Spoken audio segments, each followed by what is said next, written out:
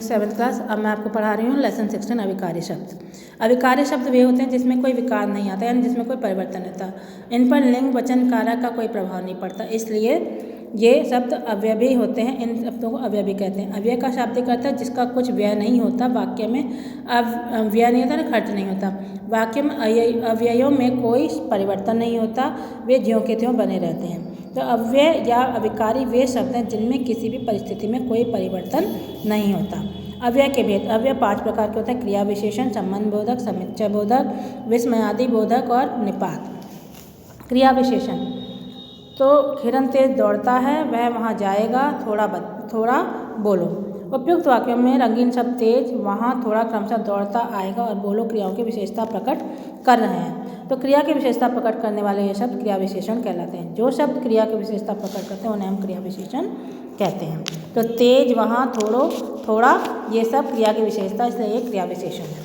इसके बाद क्रिया विशेषण के भेद। क्रिया विशेषण के 4 भेद होते हैं। कालवाचक क्रिया विशेषण। पहला है कालवाचक। दादी जी प्रतिदिन मंदिर जाती हैं, इस कविता को अभी लिखो। इसमें समय का पता चला प्रतिदिन और अभी। तो जिस क्रिया से काल के होने का पता चले, समय के होने का पता चले, उसे हम कालवाचक क्रिया विशेषण कहते हैं। तो क्रिया के परिभाषा हुई, जो शब्द क्रिया के होने के समय का बोध कराते हैं उन्हें हम कालवाचक क्रिया विशेषण कहते हैं। दूसरा स्थानवाचक क्रिया विशेषण। वहाँ गंदगी चारों ओर फैली थी, सरोवर निकट ही है। चारों ओर और निकट, ये स्थान की यानी किसी जगह के बारे में बताया जा रहा है। चारों ओर यानी वहाँ पर सब तरफ, और निकट यानी पास, तो ये जगह का बता रहा है। तो जहाँ पर स्थान का पता चले, स्थान की विशेषता पता चले, क्रिया हो, उसे हम स्थानवाचक क्रिया विशेषण कहते हैं। जो शब्द क्रिया के होने के स्थान का बोध कराते हैं उन्हें हम स्थानवाचक क्रिया विशेषण कहते हैं। फिर रीतिवाचक क्रिया विशेषण। सभी शांति से बैठो, थोड़ा धीरे धीरे भीड़ धीरे धीरे बढ़ने लगी। यहाँ शांति और धीरे धीरे रीति है, एक रिवाज है, मतलब कहते हैं रीति, बोलने की रीति धीरे धीरे और शांति से बैठने की रीत, तो ये धीरे धीरे, तो अतः ये रीतिवाचक क्रिया विशेषण है। तो क्रिया के साथ कैसे लगाकर प्रश्न करने पर जो प्रश्न का उत्तर आता है वो रीतिवाचक क्रिया विशेषण होते हैं। तो जैसे जो शब्द क्रिया के होने या रीति का ढंग यानी तरीके का बोध कराए, उसको ढंग का, रीति या तरीके का बोध कराए, उसको हम रीतिवाचक क्रिया विशेषण कहते हैं। इसके बाद आता है परिमाणवाचक। परिमाणवाचक यानी नापतोल, ज़्यादा कम। आजकल रेणु बहुत पढ़ती है और अंजलि कम खाती है, यानी ये माप बताइए कि बहुत और कम।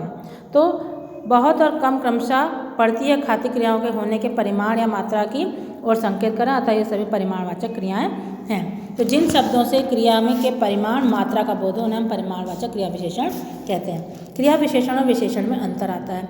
कुछ शब्द क्रिया विशेषण तथा विशेषण दोनों तरह में प्रयोग किए जाते हैं। उनके प्रयोग को देखकर ही यह पता किया जा सकता है कि वे विशेषण के रूप में प्रयोग किए गए अथवा क्रिया विशेषण के रूप में। जैसे शब्द है कम, विशेषण मुझे कम नमक खाने की आदत है। क्रिया विशेषण आकाश कम बोलता है। बहुत, उसने बहुत किताबें खरीदी और बहुत पढ़ो। थोड़ा, मुझे थोड़ा खाने दो और मोहन थोड़ा खाना खा सकता है। अच्छा, राम अच्छा लड़का है, मधु ने अच्छा गाया। तो उपयुक्त सारणी में विशेषण शीर्षक के अंतर्गत लिखे गए वाक्यों में रंगीन शब्द थोड़ा, अच्छा, कम तथा बहुत क्रमशः खाना, लड़का, नमक तथा किताबें शब्दों की विशेषता बता रहे हैं, अतः ये विशेषण है।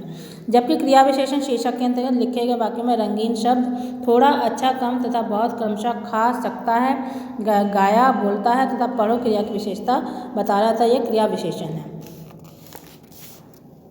तो कब, कहाँ, कैसे, कितना, कब से काल, कहाँ से स्थान। क्रिया विशेषण बस इतना, कैसे से रीति और कितना से परिमाण। अब आता है संबंध बोधक। निम्नलिखित वाक्यों को ध्यानपूर्वक पढ़िए। लक्ष्मण राम के साथ वन गए, मेरे घर के सामने मंदिर है, पुल के नीचे नदी बहती है। उपयुक्त वाक्यों में रंगीन शब्द के साथ, के सामने, के नीचे संज्ञा या सर्वनाम के साथ मिलकर वाक्य में दूसरे शब्दों के साथ संबंध जोड़ रहे हैं। अतः के साथ, के सामने, के नीचे शब्द संज्ञा या सर्वनाम से संबंध जोड़ने के कारण संबंध बोधक अव्यय है।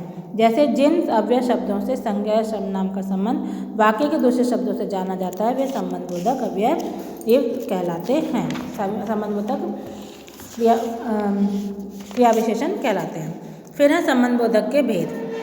संबंध बोधक के निम्नलिखित 10 भेद हैं। समतावाचक, के तुल्य, के योग्य, के समान की तरह। तो हेतुवाचक, की खातिर, के सिवा, के कारण आदि। के विकल्पवाचक, के बदले, की जगह, में पर आदि। सहचरवाचक, के संग, के साथ आदि। विरोधवाचक, के विपरीत, के खिलाफ, के विरुद्ध आदि। तुलनावाचक, की अपेक्षा, की तुलना में आदि। कालवाचक के आगे, के पीछे, के पहले, के उपरांत आदि। स्थानवाचक के नीचे, के तले, के निकट आदि। दिशावाचक के पार, की ओर, की तरफ आदि। और साधनवाचक के सहारे, के जरिए, के द्वारा आदि। संबंधवाचक और क्रियावाचक विशेषण में अंतर।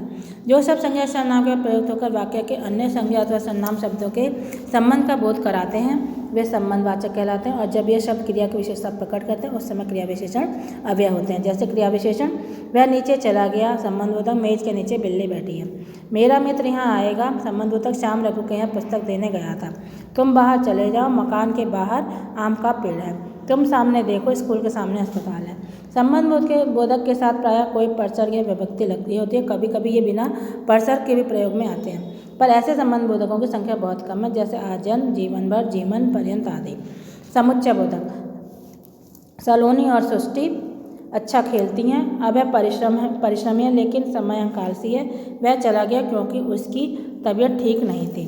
तो इन वाक्यों में रंगीन शब्द और लेकिन तथा क्योंकि दो शब्दों या वाक्यों को जोड़ने का काम कर रहे हैं। ये सभी समुच्चय बोधक हैं। ये अव्यय शब्द दो शब्दों वाक्यांश में वाक्यों को जोड़ने का काम करें उसे हम समुच्चय बोधक कहते हैं। समुच्चय बोधक के भेद। समुच्चय बोधक के दो भेद हैं, समानाधिकरण समुच्चय बोधक और व्याधिकरण समुच्चय बोधक। समानाधिकरण समुच्चय बोधक, जो समुच्चय बोधक समान स्तर वाले शब्दों, वाक्यांशों और वाक्यों को जोड़ते हैं उन्हें समानाधिकरण समुच्चय बोधक कहते हैं। जैसे गौरी और दीक्षा आ गई।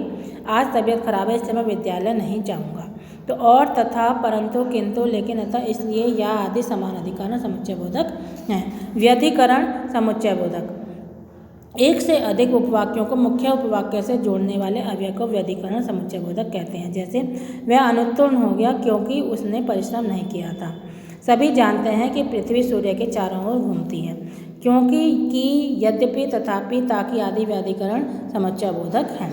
विस्मयादि बोधक। विस्मयादि बोधक का शाब्दिक अर्थ है विस्मय प्लस आदि बोधक प्लस बोधक, अर्थात विस्मय आदि मन के भावों का, उद्गारों का बोध कराने वाले शब्द। ये शब्द हमारे मन के भावों को प्रकट कर देते हैं। जैसे शाबाश तुम जीत गए, छी कितनी गंदगी है, बाप रे बाप इतना बड़ा सांप। इन वाक्यों में प्रयुक्त शब्द शाबाश, छी, बाप रे बाप शब्द मन के किसी न किसी भाव को प्रकट करें, यानी मन के भावों को जो प्रकट करते हैं वो विस्मयादि बोधक कहते हैं। तो ये सब विस्मयादि बोधक शब्द हैं। जिन अव्यय शब्दों से हर्ष, घृणा, शोक, स्वीकृति, प्रशंसा आदि भाव प्रकट होते हैं वे विस्मयादि बोधक कहलाते हैं। विस्मयादि बोधक के भी भेद हैं। खुशी का हर्ष बोधक यानी शाबाश, धन्यवाद आदि भाव। भय बोधक, डर का बाप रे बाप, बाप रे बाप, बाप रे बाप, बाप रे। और चेतावनी बोधक यानी किसी को सावधान करना, सावधान, खबरदार, हटो, बचो आदि। प्रशंसा, किसी की प्रशंसा करना, शाबाश, खूब, धन्य, सुंदर आदि। स्वीकृति बोधक, हाँ ठीक है, जी हाँ, बहुत अच्छा। विस्मय बोधक, चौंकना है, अरे ओ क्या। संबोधन बोधक यानी किसी को बुलाना है, अरे ओ अजी। आशीर्वाद बोधक, सुखी रहो, दीर्घायु हो। तिरस्कार बोधक, छी, धिक, धत, हट आदि। और शोक या पीड़ा बोधक, हाय, त्राही त्राही, हे राम आदि। अब आता है लास्ट निपात। किसी वाक्य में जो अव्यय किसी शब्द या पद के बाद लगकर उसके अर्थ में विशेष भाव या आवेग पैदा कर दे वे शब्द निपात कहलाते हैं। जैसे गीता कल ही जाएगी, कल ही जाएगी, मैंने ही सब कुछ किया, कल बंटी भी आएगा, उन्हें बच्चे तक जानते हैं, और राजू कल ही जाएगा। निपात वाक्य का सहायक शब्द होते हैं, फिर भी वे भी वाक्य का अंग नहीं माना जाता। हिंदी के प्रमुख निपात निम्नलिखित हैं। ही, भी, तो, भर, तक, मात, ये सब जोड़कर ही ऊपर के वाक्य हैं, तो ये निपात कहलाते हैं। इसी के साथ पाठ समाप्त होता है। आशा करते हैं आपके समझ में आ गया होगा।